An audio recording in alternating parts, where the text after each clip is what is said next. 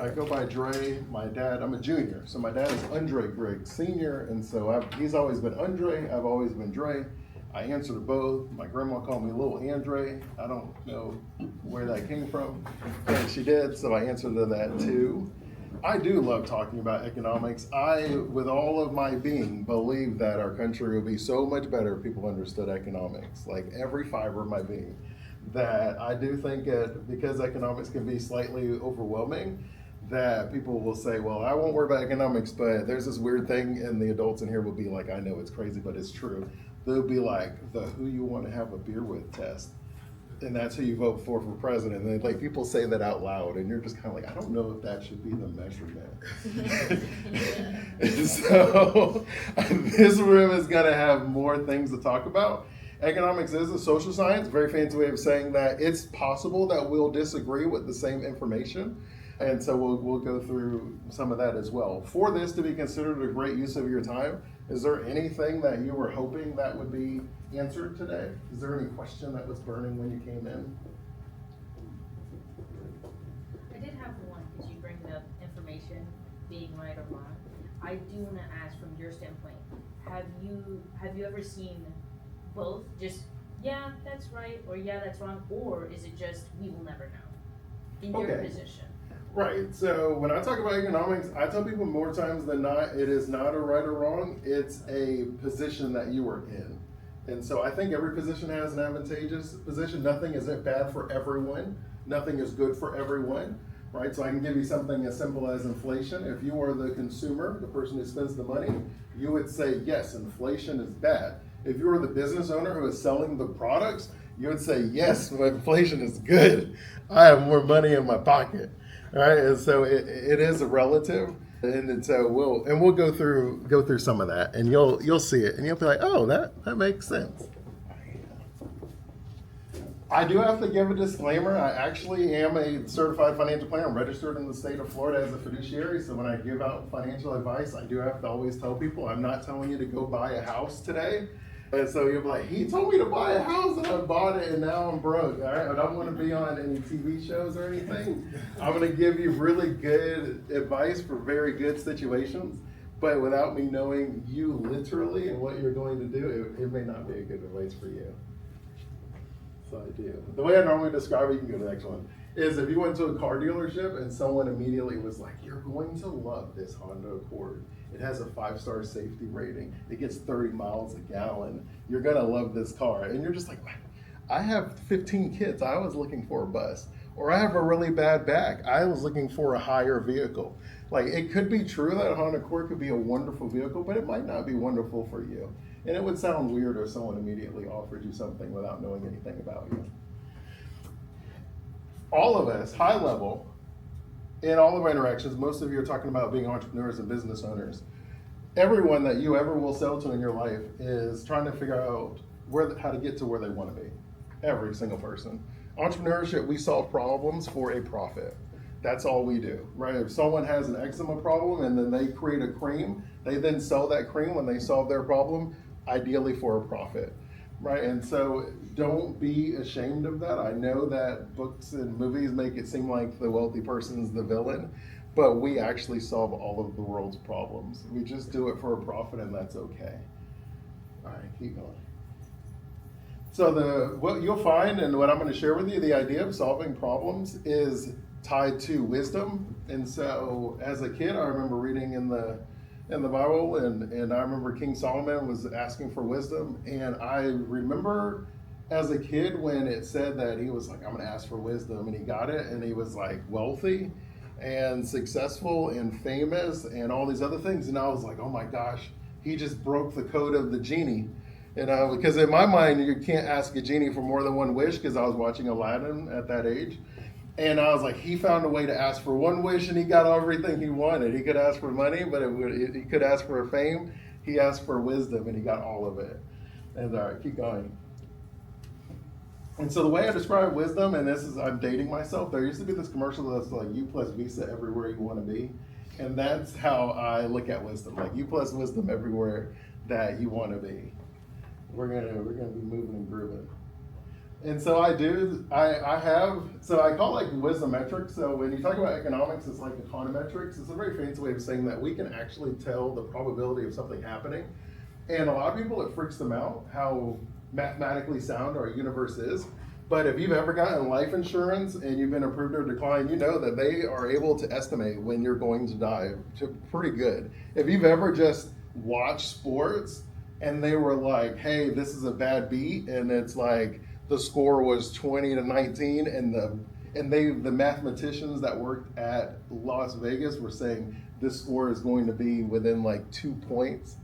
Did anyone watch the Philadelphia Eagles versus the Rams game with that crazy ending? No football people? For shame. For shame. So Vegas had said that game was going to end within them being like 2 points of each other. And so it was like, I think maybe 3 points. And so the score was 27-26, and there was maybe a minute left. And so you basically, the way you would have mathed it out is you say, I won, I'm good. It's good. Either they're gonna win by 1 or they're gonna lose by 2. I'm within the probability, like I won. And they blocked the field goal and returned it for a touchdown. So I'm simply saying that it's very mathematically sound. NASA uses it too, where they send the rockets into space. Have you ever seen when they land back? There's already the boats all around the water. It's like they knew exactly where that rocket would land. And so, all right, let's keep it moving. So I start by building a small foundation so that you believe me, and then we can keep moving. All right, so I'm gonna give you examples of me, because you're right, you gotta know a little bit about me. All right, let's keep moving. So I've worked for 3 of the largest banks in the world, right? Fortune 50 banks. I have been a financial planner, and I worked at New York Life. I've written the book Wealthy Retirement Wisdom. I've speak in all sorts of cool places, right? I've done a lot. I don't say it to impress you. It's just like, okay, he actually knows what he's talking about. That's the only reason I say it to you. All right, keep going. I do have 4 amazing rock stars, and I know, and you all will know, when you first start out, you don't have kids and things like that, the thing that you trade is your time, right? That's what you trade. Right now you're in school, what are you doing? You're trading your time. What do you assume? You assume that you're gonna make more money with this degree. I assume that all of you, if you did not believe you'd make more money, aren't here for fun.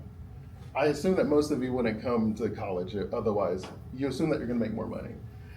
And then you'll get certifications, you'll gain experiences, all these jobs. We're trading our time early on, and then eventually the goal is to have the ability to trade your money to buy back your time.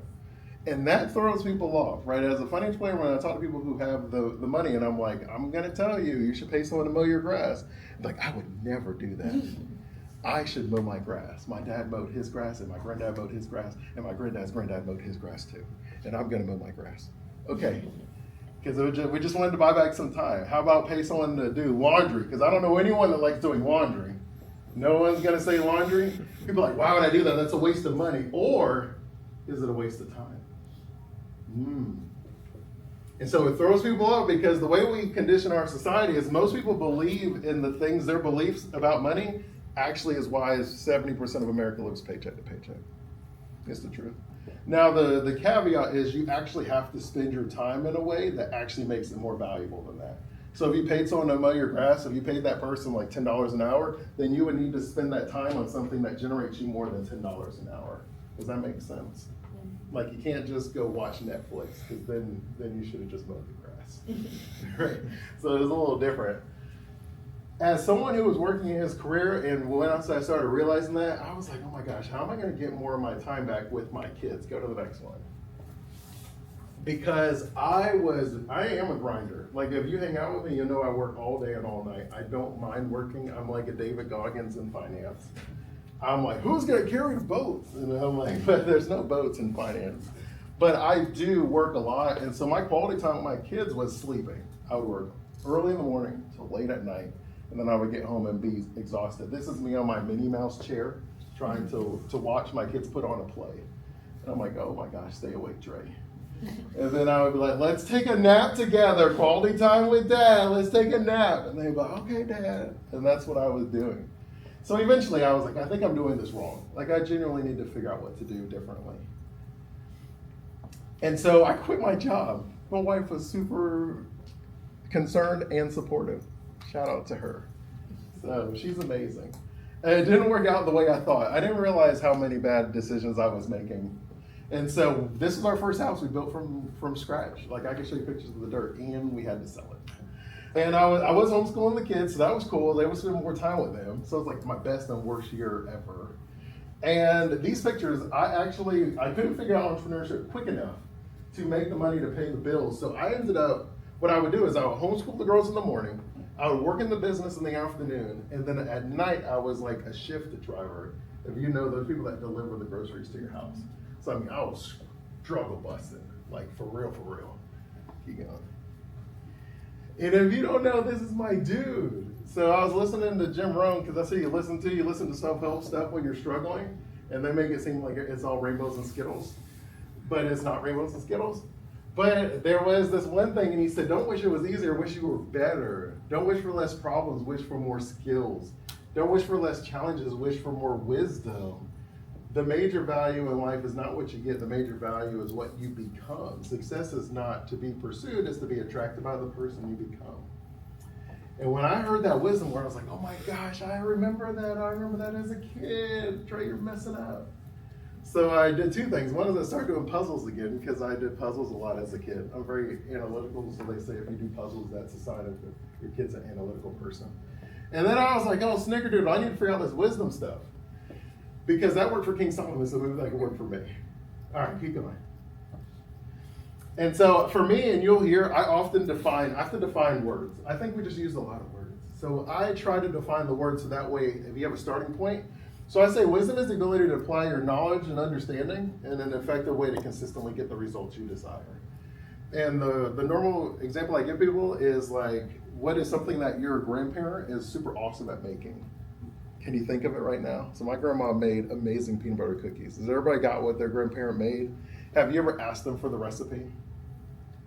Did they give it to you? They didn't. Mine gave it to me. Did it taste the way grandma's tasted? Or grandma? Mine didn't. It was like, what the heck? You're lying, grandma. I'm not playing with you. Give me the recipe. And the reality is knowledge is the recipe. It's when you get the directions, it's right in front of you, maybe watch a YouTube video, read a book, that's knowledge. And then understanding is what you gain along the way by trying and messing up. You're like, this is not as easy as they said it would be. And so grandma's recipe, the knowledge would be her giving it to me. The understanding is realizing that my oven is actually much better than grandma's. So when grandma said cook 20 minutes, my oven burned it every single time at 20 minutes. And I'm like, Grandma, are you sure 20 minutes? She's like, yes, it's always 20. I was like, Grandma, it's not working for my oven. So that's understanding. Maybe you recognize if you've cooked, you know that you're supposed to combine the dry ingredients and then the wet ingredients, that you combine them separate. I didn't. I'd have some that tasted great and some that tasted like baking soda.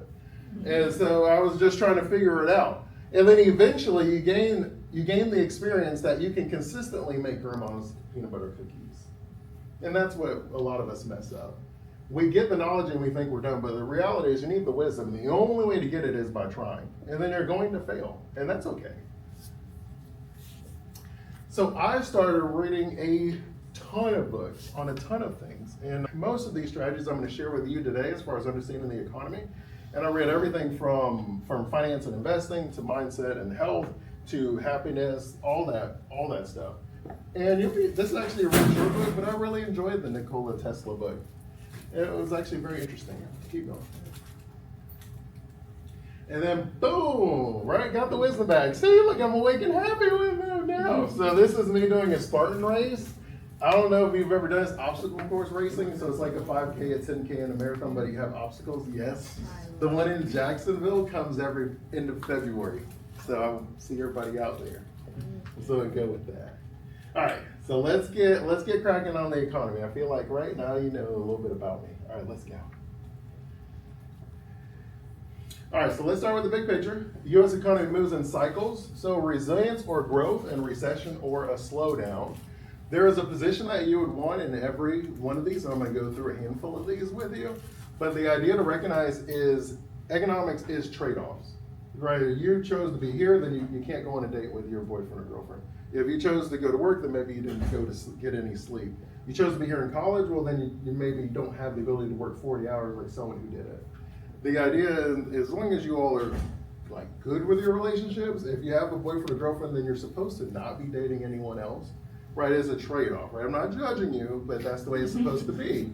Is once I have one, I'm done with everyone else. It's a trade-off. It's an opportunity cost. There's an expense in everything. Everything has a cost. And most of the time, we don't recognize the trade-off when we're making certain decisions. So one of my favorite African proverbs is, wealth which enslaves the owner isn't wealth. And so I basically live by that. And so the good thing is neither lasts forever, and it's just how we adjust to make the decisions, and we're gonna focus on building good habits. So this is what an economic cycle looks like. There's 4 seasons. It's just like the 4 seasons that we have.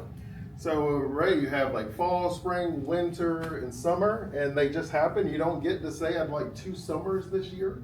You don't get to say, I'd like 3 springs, no, some winters, please. The reality is we always go through these cycles, and it just keeps going. So we have expansion, and that's just what it sounds like. We have economic growth. Jobs are easy, investments are great, everybody's getting a raise. We were there right after COVID, super amazing growth.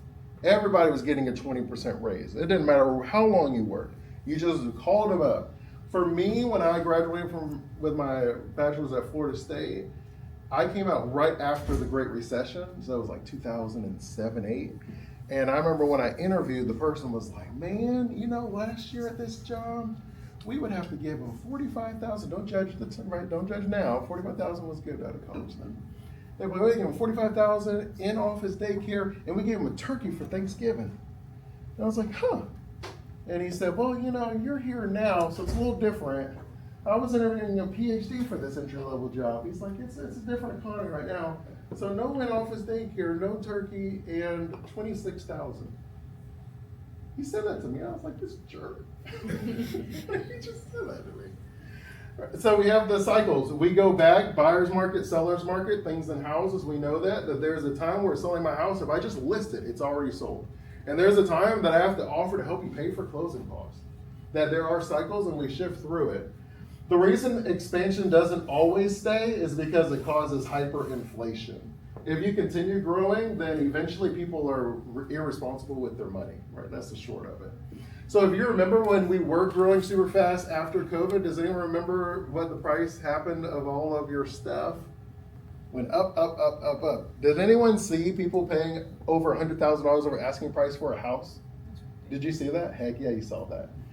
And so eventually the Fed is like, this is getting out of control. If we have hyperinflation, eggs will be $30 a carton, and houses will all be worth at least $1 million because for whatever reason, people will just spend the money if they got it. So then the Fed comes in and they start increasing interest rates. And when you increase interest rates, it makes things unaffordable anymore, right?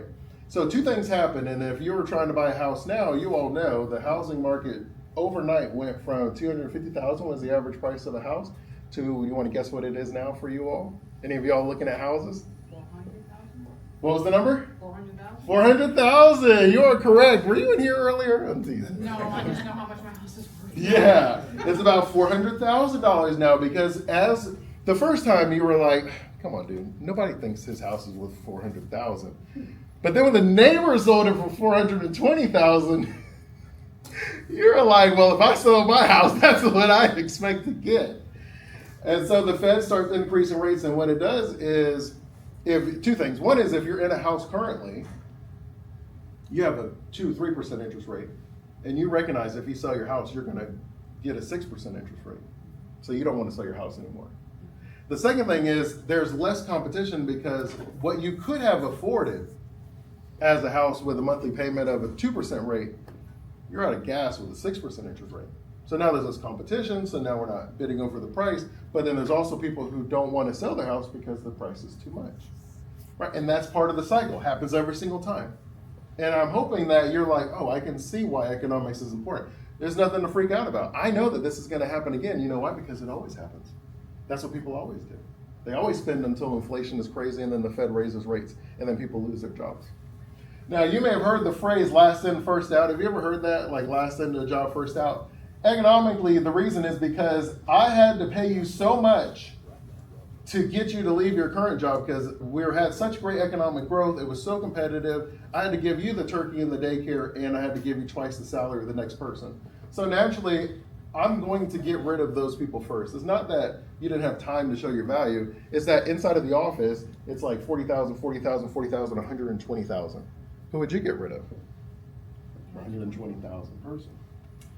So as that happens, that's called the peak. So that's when we stop buying houses at crazy prices. We stop taking all the trips and we stop going to, Cancun and things. And then as the interest rates increase, all of a sudden the companies start shrinking again. And the companies shrink because in their mind, they're like, dude, we thought we were going to grow and grow and grow. And unfortunately, we stopped growing. And so now we have all these extra people, so we have to get rid of the excess staff. Think of it like Google and those other companies. Tech companies are notorious for hiring thousands of people and then firing thousands of people that same year. Because they're like, this is a great idea. And then like, oh my gosh, our competitor already invented something better than this. And then you just fire everybody. And eventually the Fed is like, ouch, this is not looking good. We don't want to go into a depression. So what we'll do is we'll start lowering interest rates again, which is roughly what's happening right now. We are in the numbers where you're debatable whether you think we're here to here, but you know we're not here, and you're pretty sure we're not here, that we're probably right around here. We don't know if we hit the floor yet to be the trough, but we do know that exactly what happened is what's supposed to happen. 40-year high inflation, increased interest rates, people start getting laid off, people stop buying houses, people start staying in their jobs, using more used cars, no new car purchases. Now the Fed is starting to lower rates. They just lowered it 1/4 of a point last week. And so how much they lower is what we are waiting to find out. They estimate that they're going to at least lower the rates 2 more times this year, at least 2 more times.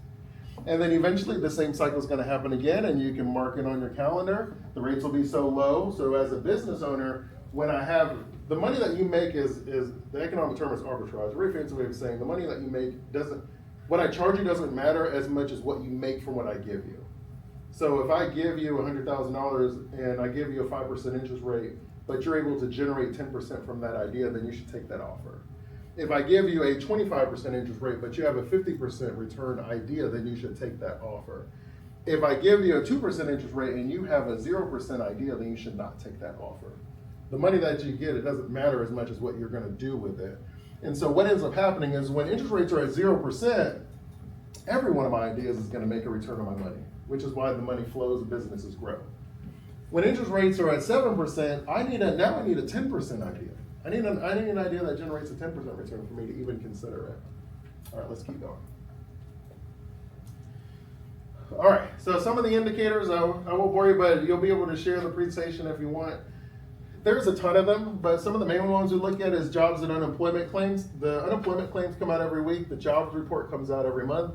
And then they do the revisions, and so you normally want to look at that. They basically talk to business owners, and they're like, how are you hiring, how are you firing? And then when the numbers actually roll through, they update it. Consumer spending is just what it sounds like. It's how much you and I spend on things. And we normally care about what the lower to middle income people are spending on, because the higher income people, it doesn't matter as much. Inflation, right? We care about that. The yield curve, we won't go into the technicalities of it. It's just a predictor of a recession, and it has been for like 50 years. Business investments, are we growing companies? And the fiscal policy, which is what your government is doing. So Congress is fiscal, the Fed is monetary. All right, so I'm going to give you the case for both, and then we're going to take a poll at the end, and you decide whether you think it's grow time or worry time, or resilience or recession. And I'll show you some of the charts. So GDP, it rebounded in Q2, and it was about 3.3%. You normally want about a 3% GDP growth, and so that's a good number. Consumer spending is still the same? Yes. Let's stop right there and Sure. explain what GDP is. Not a lot of people know what Sure. GDP is. No, thank you. So GDP stands for Gross Domestic Product. Yes? I was about to say Oh, that. okay. I thought you And were gonna ask us what GDP meant. go for it. And you want to give, all right, so you want to say Gross Domestic Product? You want to say anything else about GDP? No, she was asking if Oh, I got you. I was about to say. I was trying to be Gross mindful of domestic the product. time, so I want to say the questions at the end. So the GDP, there's a handful of ways to measure it, but at the end of the day, is the final value of the goods and services that you sell has to be good in service. And that's basically, I take the quantity times the price of the things that are sold. And then we normally capture that spending from the government, we capture that spending from consumers, you and I, we capture that spending from businesses, and then we take the net of your exports minus imports. So exports count positive because you send money out, or you get money by sending out the product, and the imports are subtracted because that's you sending out your money to buy their products. And so those are normally the four things that you'll measure. So GDP is the size of our economy, guys, and if it's increasing or decreasing, that's what's being measured in this chart actually. When GDP goes up, that means we're growing. And this is just basic information. Some of you know it, some of you don't from your classes. Just wanted to, you know. I appreciate that. Well, All right, and then the spending, we normally look at things like the balance sheets of companies, how much debt they're carrying. That if a company's carrying a lot of debt, that means that they're not really in a position to handle a market downturn. The same as with you and I would imagine, right? If we have a bunch of debt, we would feel less comfortable about if something bad was to happen. And so we normally look at that as well. And then the labor market, just how many people are getting jobs versus being laid off, how many people are switching jobs.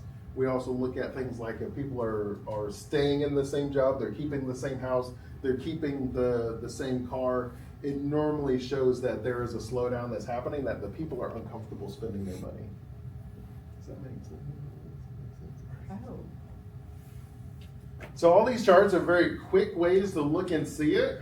And so this is a quarterly GDP, and you can see that we had the decline, and I'm sure you would know that that's COVID. And then we had the one that just happened in Q1, and it's most likely is going to be the adjustments from like tariffs and stuff like that, and we'll talk a little bit about that as well. And then Q2, you grew again. When I normally talk to people about the idea of investing, I always talk about it from a long-term perspective. And the reason is every time that the market loses money, the best moment is about a month, like within a couple weeks of that, sometimes a couple days. Because a couple things happen, is either the government will make a change or someone will fill in that hole, right? So if you were like, oh, COVID, we're all screwed, and you left the market, well, at the moment that the vaccine was created, you would have been able to ride that wave. And it's also a sign, when you're talking about investing, it's called tactical rebalancing. I won't bore you with all the technical, but it's just the idea that if there's a trade-off, right? So COVID, if I said, hey, what business would you not want to have during COVID? What would you say? Not have? Not have. Restaurants. You don't want a restaurant. Well, you can do some of them. Be a little more specific. A nightclub. You don't want a nightclub, it's true. A clothing store. You don't want a clothing store. Well, we don't want people naked. We want people to wear If you have clothes. like an online business. Yeah, I'm just teasing with you. Yeah, you're right. So like Amazon was still pretty good. All right, so then what business would you love to have during COVID? Clorox. It's true. It's true. You love to be a bleach company. What else? An online school. Yep, virtual fill in the blank. A company that provides masks. Of course, a lot of clothing stores said we're just going to make masks for the next years, and they did very well. Yes, so sanitizer, right? Toilet paper, Gaming and entertainment companies. gaming, entertainment. So Roblox did phenomenal during COVID because all the kids were stuck inside playing Roblox. Zoom did phenomenal because people were having video conferencing, right? So Social media influence. social media court. YouTube was phenomenal. There was a gazillion YouTube channels that had 1 million subscribers, and they weren't very good. I think we would all agree. They weren't all very good. We were just stuck in the house with nothing else to do. So we recognize I don't want to be a cruise liner. I don't want to be a theme park. I don't want to be a movie theater. I would love to sell a COVID mask, and I would love to sell sanitizer. What, e-commerce? Yeah, doing stuff online, yeah, because Amazon did phenomenal during that. So you would just sell the stuff in your store and then you ship it. So you're recognizing that there's never anything that's all bad or all good, right? And so we're going to talk some about the opportunities that are created through tariffs as well. I have a question. Yes. So these two dips were not long enough because you need 3/4 of dip in GDP to be considered a recession. So technically, the quarter 125 was not even a recession because by definition, Right. So But it is. normally you consider 2 quarters of decline a recession and 4 quarters, so like a year of a depression. It is true. So this is consumer spending. So we talked about the money that y'all were spending, messing around with the 0%. I mean, look at that. What are y'all doing? What were y'all buying? Like, what were y'all doing with your life? It was so crazy. And then look, I raised the interest rates and y'all didn't know what to do. Y'all did not know what to do. Y'all were confused and mad. And then Q1, when we did the tariff announcement, it was like Liberation Day, same idea. I don't know what to do.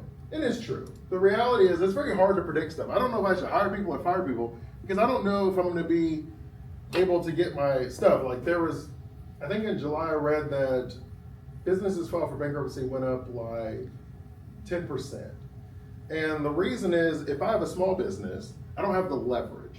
So there was a story I read that this lady, she had like a toy making shop and just all of her inventory was like she spent all of her money to get the inventory and it was sitting in a Chinese factory. But she said it went from $30,000 to $130,000 because it was like a 50% tariff on China at that time. And so she was like, bro, I can't get my stuff. And she's like, I have like 2 months of inventory in my office. And if it's stuck, it's stuck. I don't have the ability to pivot. I spent it, it's made, it's in the factory. And there's nothing I can do unless you remove that tariff on China. And so there's some businesses like that. Then there's some that are the large ones like NVIDIA, where NVIDIA just said, you know what, United States, I'm gonna give you 15% of all sales to China if you allow us to sell them the fancy chips. Because at that time, the government had said it's in a national security interest to not sell these AI chips to China. Because we don't wanna give the next wave of technology advancement to them. And then NVIDIA said, well, there's like 1.5 billion people there. And so NVIDIA was able to make an agreement where they just give 15% of their sales to China, to the United States government. So it's just different positions. Sometimes you have leverage and sometimes you don't. All right, keep on. So this is your income. So personal income increased, 130 billion, 0.4% increase over the monthly rate. So we have some good signs as well. So in the other ones, what I was showing you is, yes, the Q1 looked rough, but the Q2 looked really good. So there was the bounce back on all that. That I think we lost $2 trillion in the stock market in Q1, and then I think we lost 4 trillion, but we've gained a 6.5 trillion since then. So it offset it. And so on the resilience end, it's like, yeah, there's like blips in the radar, but we seem to be very resilient. We bounce back relatively quickly. People still have more money than they used to have, and that's obviously always a good sign as well. Keep going. And then of course the banks do really well. So what I'm trying to show you here is that when you're looking at some flash signs, we normally look at banks like they're the ones that loan out the money. Are people still paying the loans that they have with banks? If they are, then we must be okay. And so you can see that the banks, relatively speaking, have been doing fine. Right, they had that was the April, so that was the Liberation Day on April 1st, and so a lot of stuff went down. But you've seen the adjustments have increased for banking, which is sort of an extension. Obviously, it's not a one-for-one, but when banks are struggling, it's normally because people aren't paying their bills. Keep going. All right, so then I'm going to show you the warning signs, and then you get to vote. So the warning signs on the risk of a recession, what I'll show you is there's things like inflation is a little bit higher than it's supposed to be. And so if you can go back to the one with the business cycles, the reason that matters is because if I lower the rates too soon, so let's say we were here, if I lower the rates too soon or too early, it will risk you having hyperinflation again. You have to allow the rates to cause the reset. And so when you see numbers like that, the risk is if we move too quickly, we'll have hyperinflation. So that's why inflation matters, because you don't want to move the rates too early. Sorry, I lost. No, you're fine. We're here. Yep. So the Fed has been not putting money in. It's called quantitative easing. It's just like if you ever read the ingredients on food, half the time have you read them and been like, I don't know what that is. And they kind of do that on purpose, right? Like, you're like, I think if you knew that this was rat poison, you wouldn't buy it. So we're gonna call it X3492. Tax would cost me. Yeah, right, it's true. The monetary policy, instead of them saying printing a bunch of money and putting it in the market, they call it quantitative easing. And you're just like, what does that mean? I was like, well, it means we print a bunch of money. So the government isn't currently, the monetary policy isn't printing a bunch of excess money. They're actually lowering it. And they raise the interest rates, and then that should cause gradual cuts unless they obviously do what they've done, which is extend the debt ceiling. And so we have the tariffs and trade uncertainty. Uncertainty is the worst thing in our market because you don't know what to do. I don't know if I should hire people. I don't know if I should fire people. I don't know if I should take this contract. Like, I don't really know. And I would say that maybe 70% of the issues that we're dealing with now is because most of the decisions aren't final. It's like a 3-month extension here, it's a 4-week extension there, it's a 2-week extension here. So as a business owner, you're trying to decide, so for example, with that woman I told you with her business, she was trying to decide whether or not China would eventually be like friends again, or whether she should pay $10,000 to move it to Australia so that she could bring it without the tariffs. Right, like you really want to know to make these decisions. So a lot of people are waiting. They're just waiting to see what the final cards are. Any of you on TikTok? It's kind of like that, right? They turned it off for a day, and then they said a month, and then they said another month, and they said another month. Any of you are kind of like, I don't know about TikTok. Well, now they're about to sell it. Then you have consumer strain. We are seeing that the lower incomes, that the higher prices are hurting them. And then we are seeing slower growth forecasts. So we're talking about less than 2% in 2026. And then hiring is slowing. If you've seen the job markets, we've seen that slowing as well. So I'm gonna show you some of the data on that, and then you get to make a decision. So Jamie Dimon, he's considered like the CEO of the CEO. So he's like in charge of the largest bank. So I mean, Morgan Stanley, and I think they have JP Morgan Chase. There's a whole bunch of banks that are inside of that one bank that he runs. And he was talking about some of the concerns, and he was talking about the debt. He said, I can give you a logical argument that it could become a problem in 6 months. I can give you a logical argument that it might be 6 years. But it will become a problem when he's talking about the $37 trillion in debt that we currently have. And then he also talked about if inflation does not go away, it's going to be hard for the Fed to cut rates. Just what we were talking about, it's hard to cut rates when you have inflation because it leads to hyperinflation. And then he said, and inflation seems a little bit stuck in 3%, so the goal is to have it at 2%. Keep going. And so all this does is this chart shows people that feel like they're overspending, and they have some sort of a loan that they're currently paying on.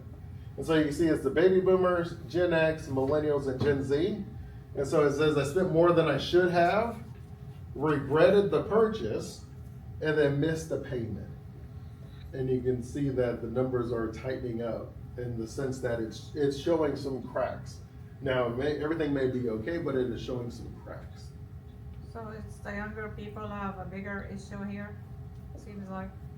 Yes, the Gen Z said that they are having the largest problem.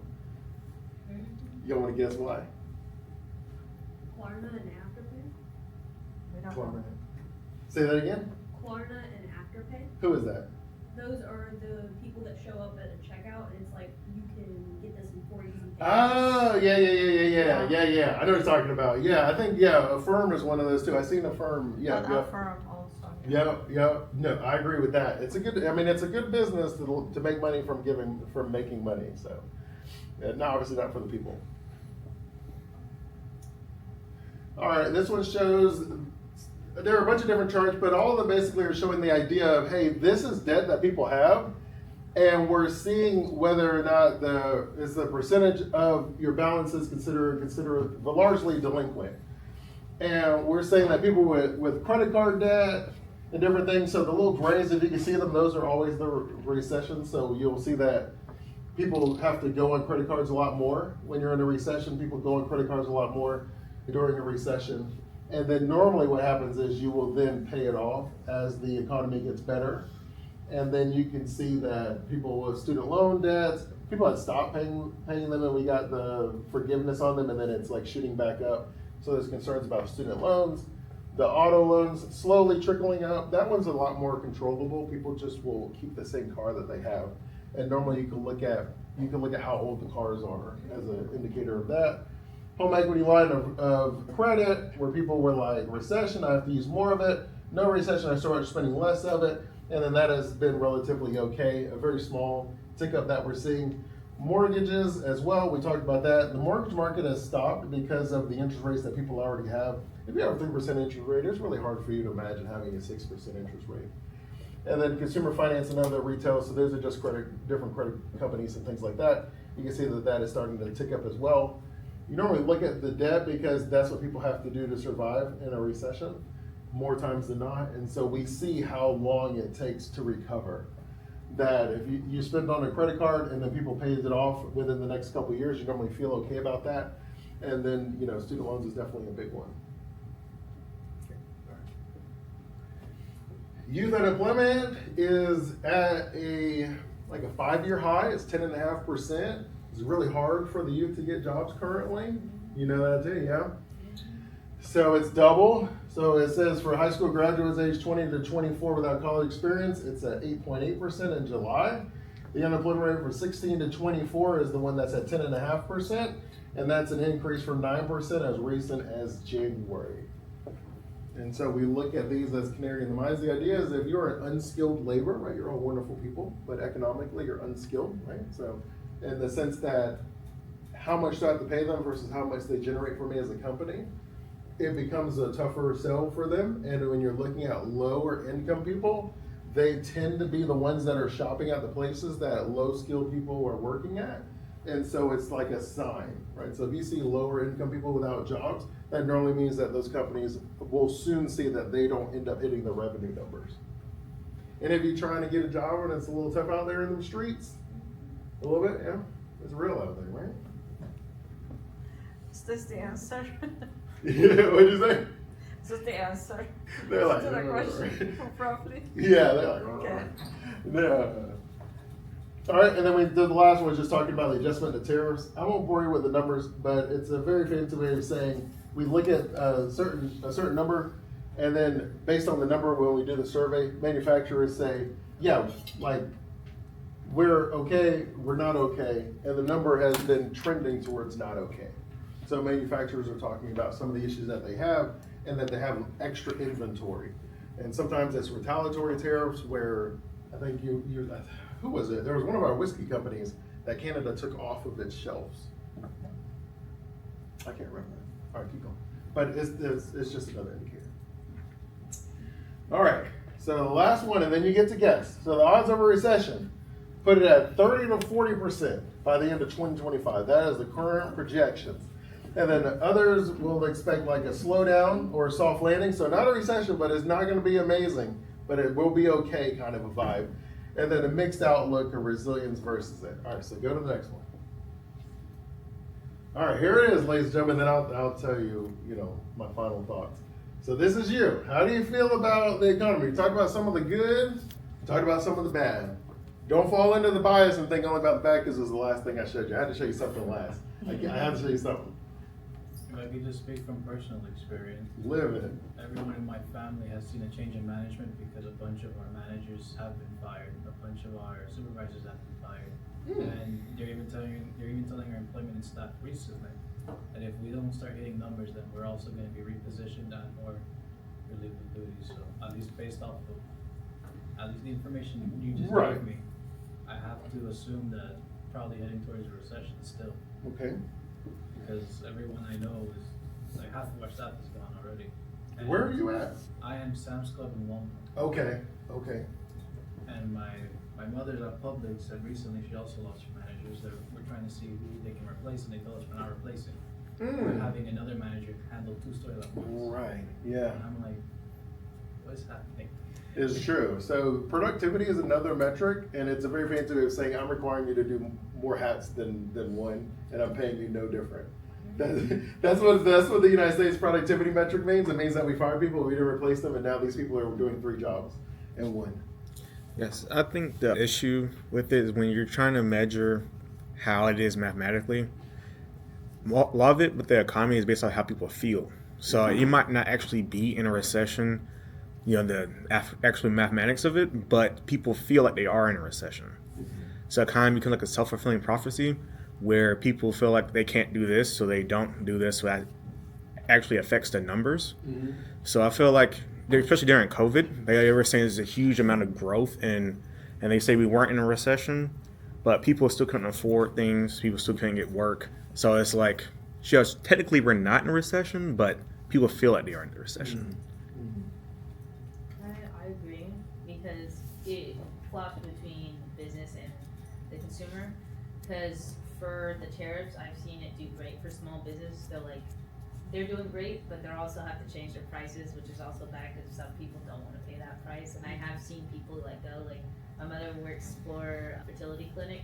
She is an online worker for them, Okay. and then there's people at the actual job site. They have let go so many people at job sites, but they are not willing to get more people to do online or at the job site themselves. So they're putting an overload of, hey, you guys, why don't you do extra work for this? And it's become a little bit more time, not time consuming, but much more for her. And a lot of the people there, they're like, hey, we need to start getting more people, but they're like, So I think it feels like a recession for some, and for others it's not.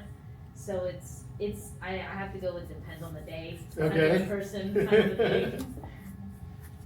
So for me, like both of my parents are like business owners. Mhm. My mom has like a retail shop, so she gets inventory from China. Okay. And, like during the tariff situation, she was having a hard time trying to figure out what to do in terms of inventory and like if she should wait it out or stuff like that. And then my dad, he does taxes, so Okay. with that, he was noticing like the people with like payments, like his clients, and stuff are like they're not like paying it because it's a little bit harder. Some were paying it, but most of them weren't. And I'm aware more of the technological side, like of how AI is also coming in and automating a lot of things in business, and how that's kind of leading more into more industries. So I assume it's in a recession, Okay. but it's like in the middle. Yeah. That's fair. Anyone else want to share their thoughts on that? Yeah, from the real estate side, guys, I work as a real estate broker on the weekend, and we're seeing very high record days on the market. That means it's a buyer's market. The sellers, there's a lot of inventory that's sitting there. And at this time, we see a lot of sellers contributing to the closing costs. So that's one of the signs that it's slowing. However, there's a problem here. The prices are still high. So for the Fed to reduce the interest rate, it's not gonna look good at all. They're gonna flip back. Do you agree? It is gonna make us possibly flip back to hyperinflation because they have the slowdown in the prices. Not a lot of price reductions, a little bit, not enough yet. What do you think? I think the buyers are expecting the prices to be lower than the sellers are listing their homes for, and I'm like, I'm looking at the different evaluation measures, and like, how can they list it for that high? I don't understand why they're listing them so high unless they have a mortgage to pay off. But like you said, they are sitting on the market for I've months. seen over 100 days. Oh, yeah, Yeah. 6 months, yeah. Wow. And they won't lower it still, huh? They would Well, not some lower. of them have just fallen off the market, and I don't know what they're doing with them. It's weird. Oh, it is. Yeah, that's what we're seeing. So I'm a little confused about what's gonna happen. So this is the average Honestly. price for the rental apartment. All right. Any other final thoughts before we close it out? All right. So what you'll notice is when that first one where I showed you and I was like, hey, this is that range that we're in. I think everyone's story fits in that range, that bottom half range. The question is, where's the floor? And Brett, we don't really know.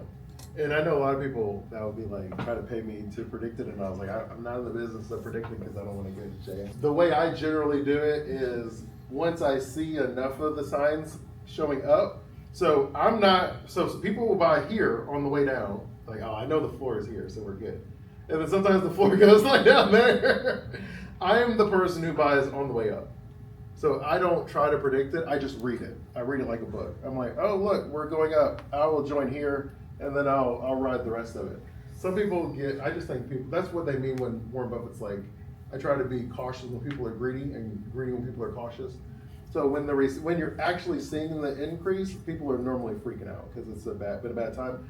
But when people see the first rates drop in their mind, they're like, oh, this is it. We're good. But there's no indication outside, like we have to wait, for it. Question, how is Yeah. unemployment rate right now? The unemployment rate went up last month, It and they did went up, and then we had our first month of loss was June in a while, so unemployment is been not doing well. And unemployment claims have increased as well. And there's a mixture of, like I mentioned, where you just don't know if you should hire people. And I don't know, and then the government's laying people off, so that technically counts in it as well. So for my students, yeah, you probably knew this, but I just wanna remind you, unemployment rate goes opposite with GDP. So when GDP is high, unemployment typically is going to be low. So we all agree that we are at the beginning of this. No, Right no, now? I would say, Down here? yeah, I would say, so this line kind of throws it off a little bit, but Yes. I would say we're in the range of getting ready to hit the bottom.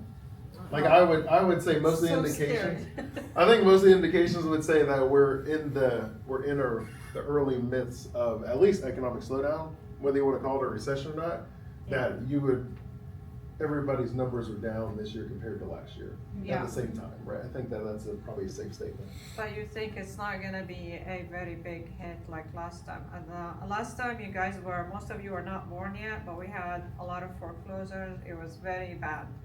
A lot of people lost their homes, their jobs, and retail was suffering a lot. So it was a What year was this? 2008. Right, he said, wait a minute, he said, I was here, I was on these streets. 2008 the worst of it was 2010, and it was good time for investors because you can buy a condo for $30,000 in cash. Good, man. We are going to do our final conclusion and picture right now.